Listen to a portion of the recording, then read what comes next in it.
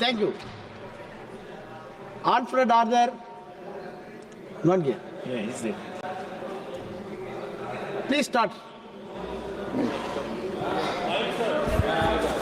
Mr. Chairman, sir, thank you. I am from a village in the far northeastern state of Manipur. My village is called Shangshak. In the spring of 1944, when the Great Second War reached that part of the country, my village was where the Battle of Shangshak took place for a week. Hundreds and hundreds of Allied forces as well as Japanese forces, they lost their lives there. It was the Battle of Shangshak that ensured that Allied forces could reach Kohima in time so that the onslaught of the Japanese could be stopped. Sir, the nation was built 1950, as we all know, the Constitution was adopted, enacted. That part of the country, we never knew what was being discussed.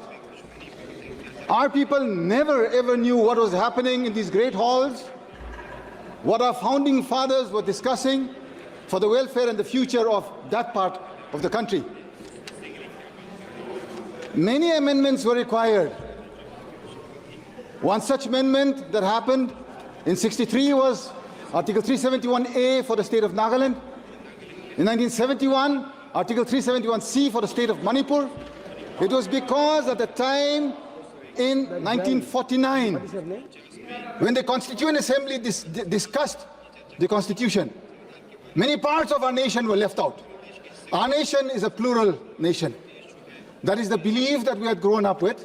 We have studied our whole lives that this nation is a nation that constitutes pluralism.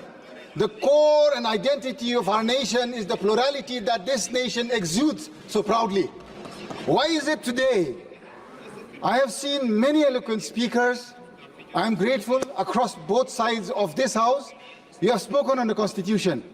Where was the Constitution on the 4th of December 2021 when my armed forces, special forces of the 21 Special Force Paras, they killed 6 civilians who had gone to work in coal mines, coming back home to their families. Because you had cut down the budget for Narega, they did not have a source of income that they had to go and work in the coal mines on the way back. The best of our forces, the 21 SF, they mowed down 6 unarmed civilians. Yet, in the aftermath of that, another 8 more civilians were killed in Nagaland, in Oting. What did this government do at that point in time? This country should hang its head in shame. Why? Because you, yes, to assuage the villagers of Oting, you nominated a very good friend of mine as the Rajya Sabha MP from Nagaland. Presently, she's the MP representing Nagaland, and her name is Phangnon Konyak, a well-deserved lady from Oting. Is that enough for the families that have lost their lives to my armed forces?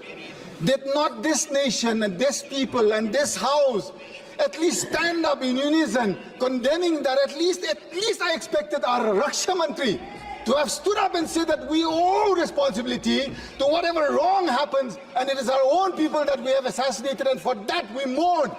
Till date, that is missing.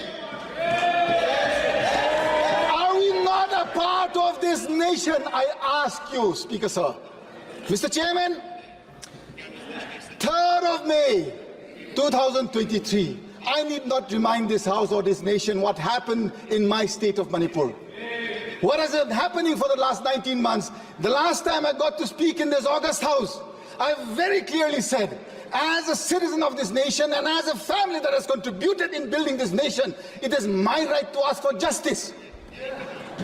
Why is it till today that my Prime Minister, someone who this nation believes, someone who I also wish to believe, why is it that till date he is not answerable to the people of Manipur? Why? Is it too much? Is it too much for me to ask on behalf of those civilians that have elected me here today? Sir,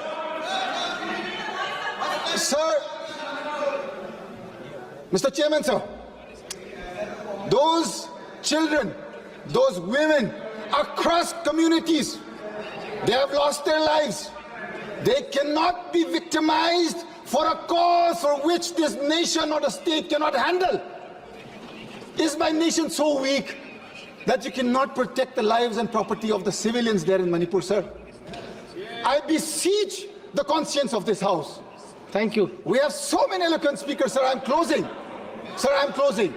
Please, please. Sir, in the end, I wish to beseech upon the conscience of this House, especially all the honorable members of the ruling bench.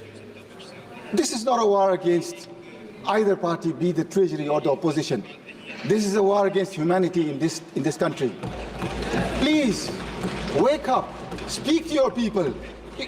All you have to do is see how difficult is it for our nation, which is growing and going to become the third largest economy. You talk only of economy, but when you are finished of people, what will that economy do when there are no people to use it?